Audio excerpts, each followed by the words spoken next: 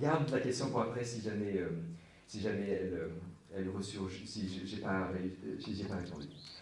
Alors, l'enjeu ici, c'est que c'est l'enjeu soteriologique. C'est-à-dire que la Trinité permet de comprendre que Dieu souffre et souffre vraiment.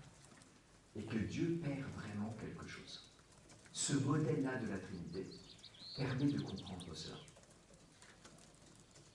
Alors, traditionnellement, on a compris que Dieu souffrait grâce à quoi? Grâce à son humanité. Le Fils souffre vraiment parce qu'il est homme. Et Balthazar est d'accord. S'il n'avait pas été homme, de fait, il n'aurait pas pu souffrir. Mais Dieu peut souffrir dans une humanité que parce que lui-même, il a aussi une condition de possibilité de la souffrance. Vous voyez, c'est pas tout n'est pas quelque chose d'artificiel qui se passe parce qu'il est dans une autre nature. Sinon, ce n'est pas sa souffrance à lui. Il y a quelque chose en lui qui rend possible sa souffrance dans l'humanité. Elle n'advient pas sans l'humanité, mais la condition de possibilité est là. C'est un peu comme un programme informatique qu'il faut mettre en route.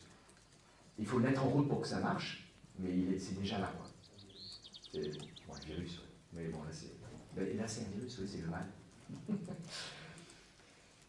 Bon, non, mais c'est pas le mal dans le sens où la kénose intra-trinitaire, c'est pas un virus.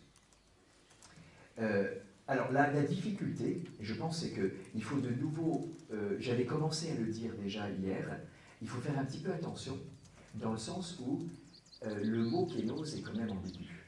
Parce que ça veut vraiment dire une extériorité, et ça veut dire de la vraie souffrance, et ça veut dire du vrai mal. Alors que dans la vie trinitaire elle-même, il n'y a pas ça. Dieu peut l'accueillir en lui, mais ça ne fait pas partie de sa vie.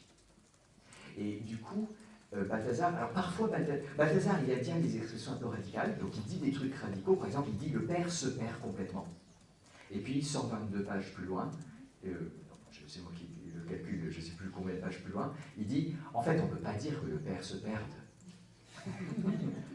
Et puis il dit sa souffrance et tout ça, et puis à un moment il dit, on ne peut pas dire qu'il y a la souffrance en Dieu, et là il est le plus précis, il dit, on ne peut pas dire qu'il y a de la souffrance en Dieu, pour Dieu, mais il y a ce qui rend possible la souffrance. Il y a ce qui rend possible la souffrance, pour Dieu. C'est-à-dire que ça ne fera jamais partie de l'être de Dieu, la souffrance.